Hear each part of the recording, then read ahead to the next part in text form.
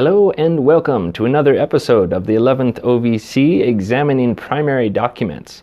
This week I wanted to share a fun little excerpt that was written by Lieutenant Abner R. Small of the 16th Maine Infantry.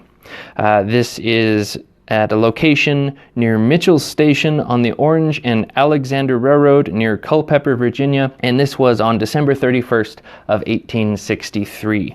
When we turned up on our calendar the last day of the year, we were still stuck in the mud in a cheerless and exposed position on the extreme front of the Army. It was a stated day for our being mustered for pay.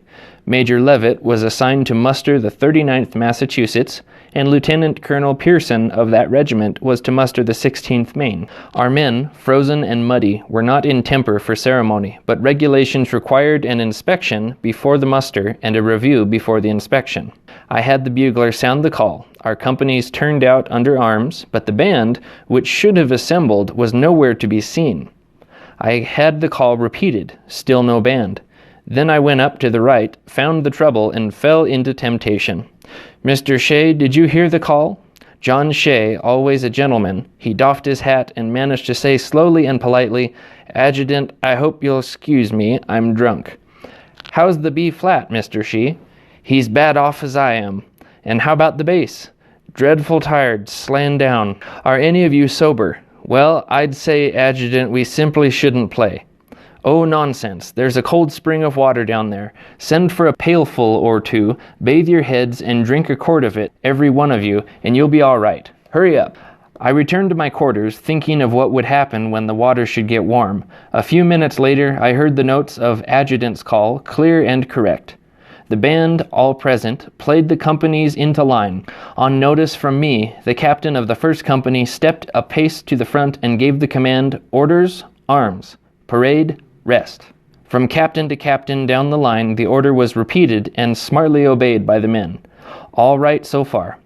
But now the band was to march, playing, down the front of the line and back again. With some misgivings, I ordered, "Troop, beat off."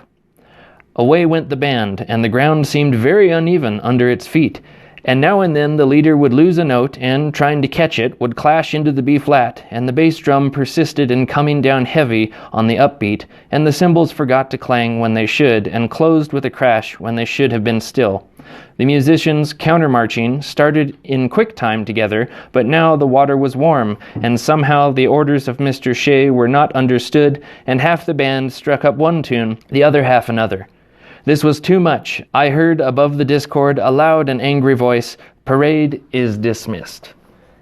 Just wanted to share that fun little excerpt for you. Hope you enjoyed it. We hope you've enjoyed this week's episode of the 11th OVC and Examining Primary Documents.